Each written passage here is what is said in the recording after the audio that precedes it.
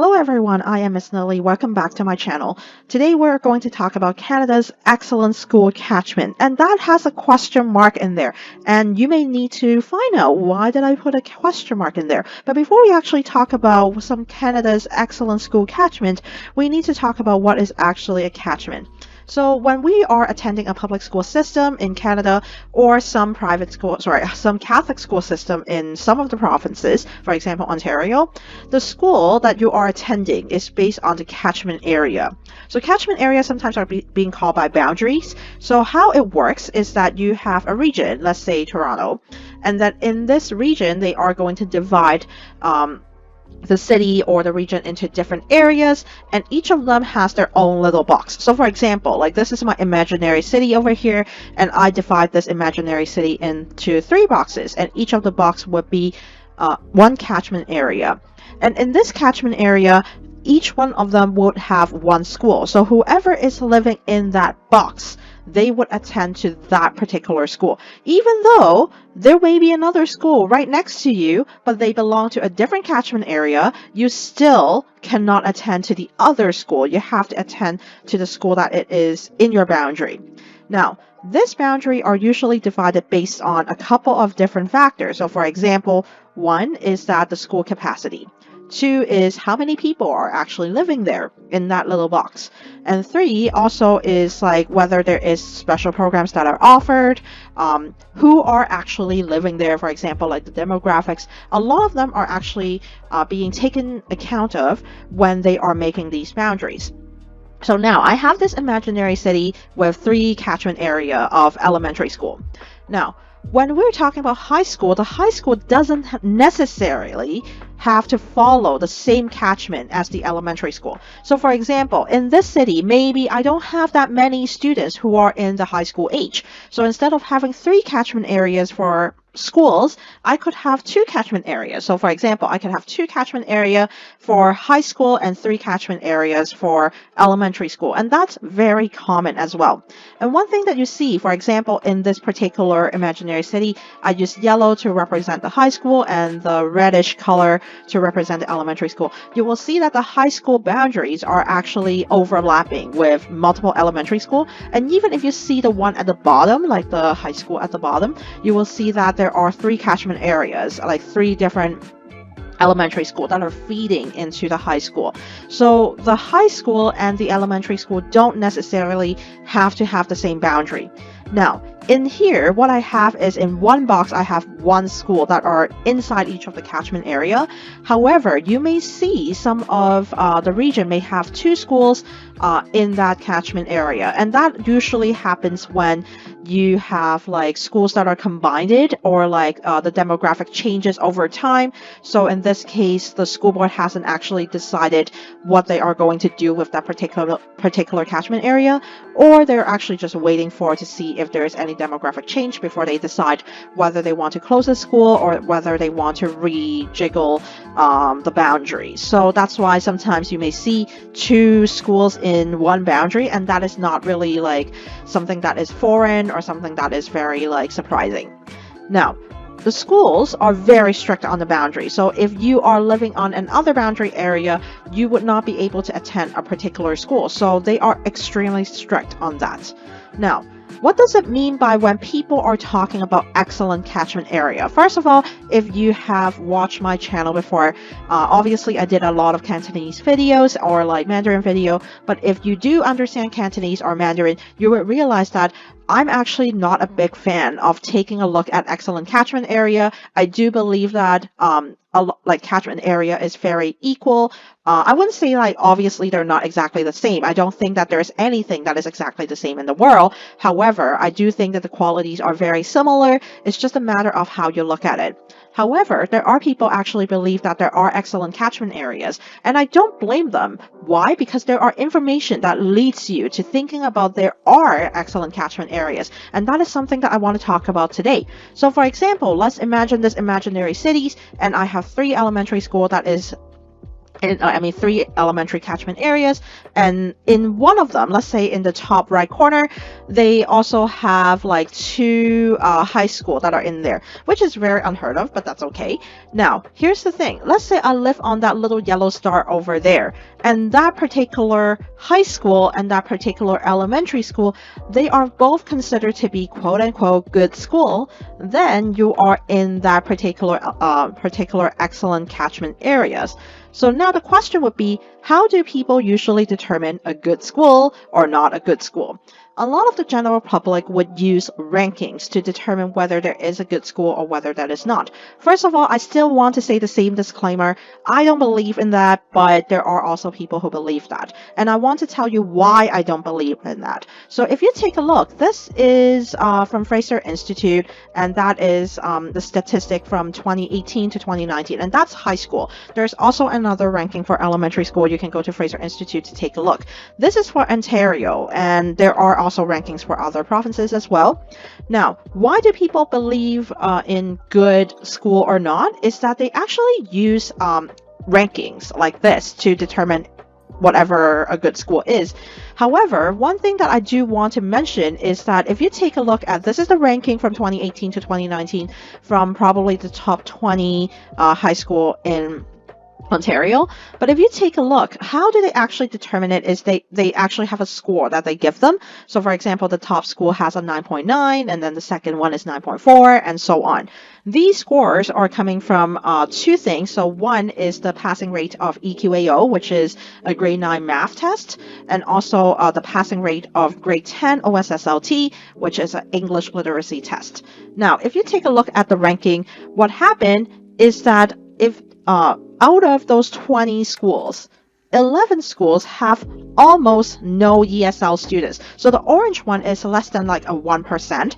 The yellow highlighted ones have 0% of ESL students. Now, ELL or ESL students. But why do I emphasize it that much? Because what happened is, if you don't have any ELL students in your school, it is easier to have the students to pass the literacy test.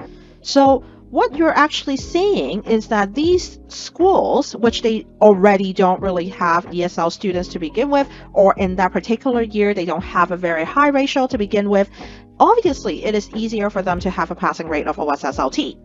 Now, if you take a look at the other schools, well, they do have ESL students and they do have ELL. Does that mean that while they're performing really well, so that the students are passing and then they are getting a good grade, so they are having a higher ranking? Well, I would not say that it is not possible. However, if you take a look at these schools that are not highlighted in yellow and they do have quite a bit of ELL students in there, you will also realize that the area that these schools are in are actually in a more middle class area. So which means that what happened, the parents could be having money, or the parents could be educated as well. So they would be able to help their students to pass EQAO or pass OSSLT. There are studies who actually show that the higher the education is for the parents or the family, the more likely the students are going to perform well in schools. So now, if you take a look at this, a lot of the schools are actually in middle class area. So I'm not saying that it's an absolute equal sign to it has to mean that the students are going to pass their OSSLT or EQAO, but it does have a higher chance by research that they could be easier to pass their OSSLT or EQAO. Now, if you take a look at the schools that actually have a red yellow over there, these schools are schools that are small. So what it means by that is that these schools have actually less than 100 students. Some of them have less than 20 students who are writing the OSSLT or the EQAO in a particular year. Some schools have less than 20 students in the entire school, or like that entire grade. What it means is that it's easy to actually make, let's say, 20 students to pass a test. It's so much easier. However, if you have a bigger schools, it's so much harder to make everybody to pass the test. And everything that I'm saying is not saying that I'm criticizing these schools. I'm just saying that these statistics, yes, the numbers are right. I'm not saying that the Fraser Institute does a bad job in terms of collecting the numbers and putting it in an algorithm and giving you something that concrete to look at. However, when you're interpreting the data, because getting the data and collecting the data is one thing. Interpreting the data is another thing, right? Like when you're interpreting the data, what you're trying to get from that is a very different scenario because, yes, the number is showing that the passing grade of OSSLT, the passing grade of EQAO, but there are so many factors that can actually impact on the passing grade, the passing rates. It is not solely based on whether the school is a good school or whether the school is a bad school. However, a lot of the advertisement or like a lot of people who are in the community when they're talking about good school or bad school or like good catchment, bad catchment or whatever, they're solely basing on the ranking. Well, I'm actually not saying solely, but a lot of the times they're basing on the ranking and say that, hey, this school is ranking like number 1 in the province or ranking whatever in the province, and that's why they're a good school. But when we're looking at the ranking, we have to be really critical and really thinking deep down on what does that actually mean in terms of these ranking. Now, what it means by that is that when you look at the school ranking, and I'm not saying that the numbers are wrong, the numbers are absolutely correct because that's the data collection. However, when you're interpreting that, the school ranking is basically telling you about the demographic on who is actually living in that area or who is actually attending those schools because some of the schools are private schools and whether they're more privileged or not. Because like what I said, a lot of this research that has already done is that the higher the education the parents are, the students are more likely to be educated because of their family environment, not because of whether the schools are helping them or not. So in this case, the school ranking is more of a reflection of that instead of what is actually happening in the school. Now, usually, excellent catchment is usually expensive. So you also have to think about your value as well because everybody has a different value because sometimes like parents or families, they want to buy properties in a certain catchment that is quote unquote excellent, which I don't believe in. However, you also have to think about that whether the money that you pay is worth it because like what I said, like as a teacher perspective, a lot of the schools they're very similar. Obviously, they're different. I'm not saying that they're exactly 100% the same. However, they still have a certain basic qualities. They have decent qualities in general. In this case, like it's about like your value on what you would like to look at. Obviously, I can only speak for the education perspective. Sometimes people are looking at, let's say, investment values or like whether they're staying with their family or whether they're staying with like communities, like cultural communities and things like that. A lot of these consideration is not something that I'm talking about today, but I'm just talking about whether we should be basing on school ranking in terms of determining a school that is a good school or not a good school. Now, I also want to talk about a couple of myths that I always hear from the community and as a teacher and how I usually bust a myth. So first myth that I want to talk about is schools with higher ranking have better teachers. Obviously, this is a myth, but a lot of people actually believe that.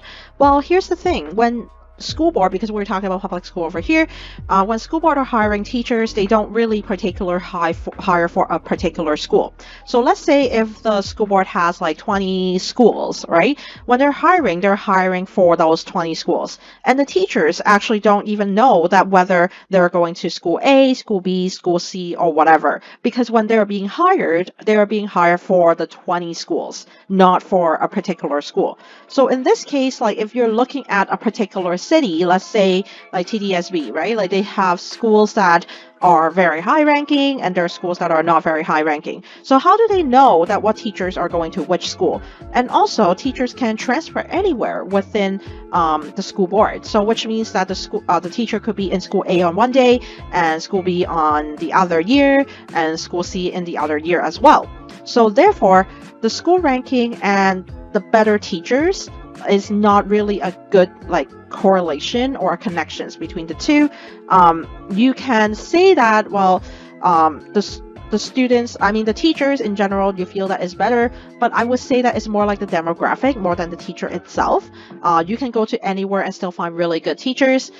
You can still go anywhere to find like teachers who may be, I shouldn't say that. So teachers who maybe like just kind of, I wouldn't say that is not good, but like they are still learning. So for example, like some teachers who are still kind of like picking up the game, and there are teachers who are like that. Like I can say that in my first 2 years, I'm still learning how to be a teacher, right? So you will still find all types of teachers who are in different schools. So high ranking, low ranking, it doesn't have any direct correlations with the teacher quality. Second myth is schools with higher ranking would have a better school climate for studying. Now, a lot of people, a lot of parents and family, when they're looking for a school or like looking for a place to live, especially for immigrants, when they are moving to Canada, they always want to find a school that has a better climate for the students to study, and that's nothing wrong with it. However, using high ranking and make that as a correlation with school climate, it may not have a directly proportional relationship, because what happened is when you are looking at a school climate for studying, it's not necessarily based on the ranking itself. Like the ranking is just like, for example, when we talk about a school that has like very low ESL population or like zero ESL population, the chances for it to actually pass OSSLT would also be higher because it is their first language. I'm not saying that it's a directly like an equal sign, but like the probability is higher. However, that is just a correlation of their English, whether they're first language or they are not their first language. But that doesn't include whether they would be hardworking or they're not, or they have a better study skills or they don't have a better study skills, or whether they like the school or not, or whether like they just don't like the school, right? So it doesn't have any directly proportional or like any connection of whether the school climate and the higher ranking is the same. Now, a lot of people said, well, if they have better OSSLT result or better EQAO, that means they like to study. Well, sometimes like there are places of like boundaries or catchment that the parents are having a higher education, so the students are more exposed to more academic vocabularies, and also they're more exposed to more advanced math. So in this case, like their EQAO mark or the OSSLT mark is more likely to be higher. So in this, that would be more correlated to their families, more so than whether there is a school climate. Now, the next one, school with higher ranking would have a higher university acceptance rate. That is also a myth as well, because university acceptance rate is usually really high regardless of where you go. I have even though personally, I have never seen myself, unless a student deliberately do that. Otherwise, I don't usually see a student who are in a university preparation class and don't get into a university. There are so many post-secondary institutions in Canada. There's so many universities. Our job, like even right now, I'm working kind of like guidance, and I'm also still teaching chemistry and physics, and we work really hard to help the students to go into university regardless of which one it is. So it is very rare for our students to actually not go to a university, but it's just a matter of which one. Now, the university acceptance rates are usually high to begin with for a university preparation class anyway, and no matter which school that you're going in, whether it is a high ranking school or a low ranking school, the university acceptance rate is high. It's just a matter of sometimes because of the demographics of the area, there may be more students who are leaning towards choosing to go to the university pathway, or some students would choose to go to, let's say, trades or college pathways. So therefore, that may impact on the university acceptance, because the university acceptance is a comparison of how many students are actually going to university in comparison to the full population. But what if the full population doesn't actually want to go to university? They want to go for something else. Then you cannot say that like the school is failing the students to not go to university. It's just that the students are choosing to go somewhere else instead. And there are excellent programs in trades, and there are excellent programs in colleges. And if that's what the students are planning to do, and that's what the school is going to support, because the school is to support student success. It's not necessarily saying that, hey, you have to go to university or something like that. But students who choose to go to university in a university preparation class, most likely they are going to go to a university. It's just a matter of which one. Now, the next one, school with higher ranking would have better graduates. And like what I said in the previous 3 myths, this is also a myth too. There's no direct connections between ranking and the graduates. There's so many things that are there are involved when we're talking about a good graduate, right? Like I don't like to say that there is a good graduate or bad graduate. To me, they are good graduates. However, there's so many things that you're looking at, like what you want a student to graduate with. Not only they want to graduate with high marks, but you also want to have the students to have good study skills, they have good characters, they know what is responsibility, they know how to treat others, they know how to be respectful, and they know how to function in a society. Ranking is just a synopsis of looking at EQAO and looking at OSSLT. I know that I'm talking about Ontario right now, but like even for other provinces and how they actually take the data is really based on just academic performances. So when we are looking at just a graduate and we want to make sure that they are good graduates, we're not only looking at the academic performances, we're also looking at a lot of other factors, right? Like resilience and their characters and things like that. So it is not really a direct relationship between high ranking and better graduates. Now, like what I said, I always like to use the analogy to tell parents or communities, saying that school are actually like going to restaurants. Like for example, like my family, they like to go to a Korean restaurant. However, a lot of Korean food is spicy. Well, I'm not saying that every single one is. Like I know what I can eat and what I cannot eat because I cannot eat any spicy food. So when we go to a Korean restaurant, obviously my family would enjoy it a lot. I do enjoy it, but I do enjoy it in a different way. However, there may be some people who don't enjoy like Korean food, then they would not like it. Now, even if we enjoy Korean food, there might be people who have different preferences. For example, my family, they like something more spicy, and I like something that is more mild, right? So you can go to the same restaurant and have a variety of opinion on the same cuisine.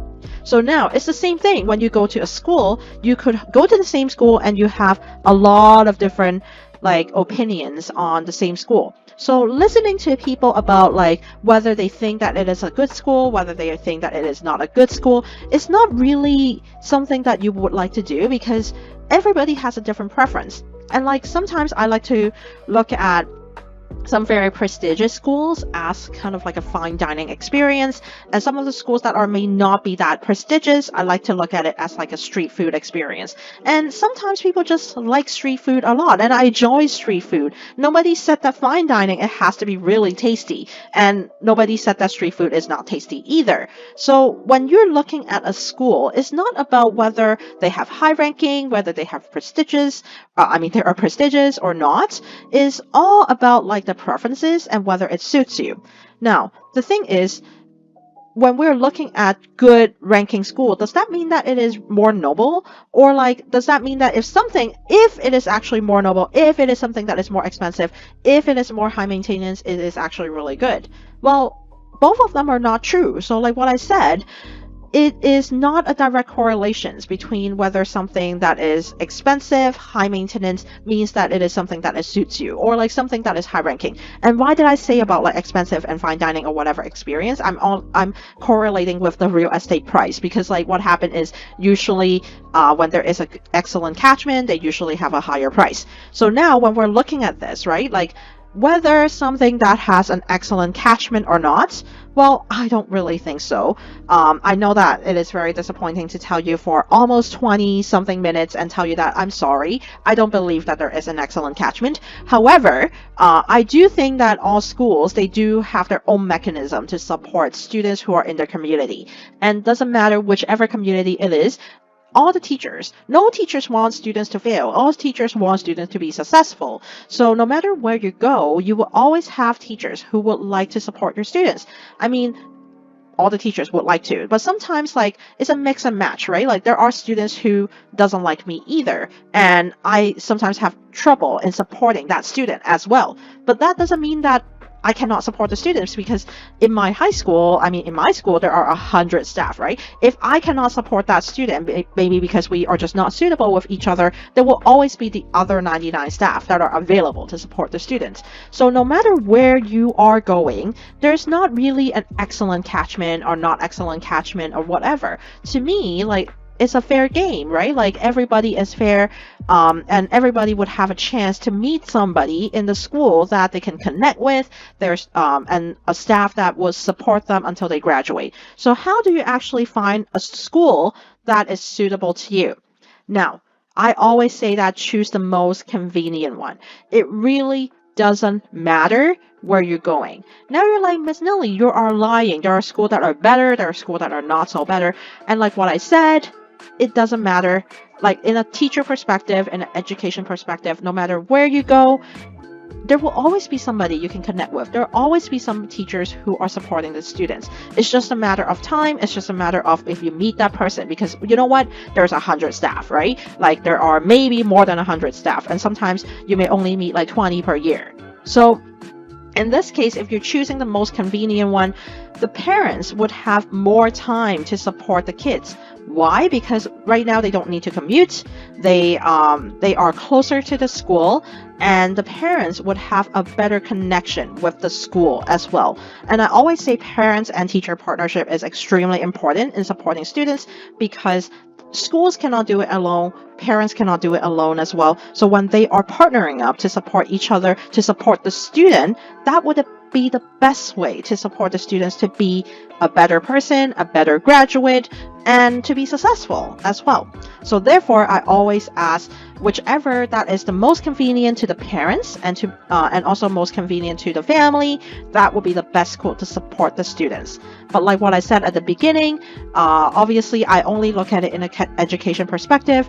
Parents and families, they may think about in other things too. For example, like investment values, whether they're close to their relatives, whether they're in a cultural area that they would like to live in. There are so many factors that come into play when a family is choosing where they're living, and hence like where the catchment would be. But that is not something that in my expertise. I can only talk about education. But what I'm trying to say over here is, what does it mean by looking for an excellent catchment? Like what I said, well, it's up to you on how you interpret it.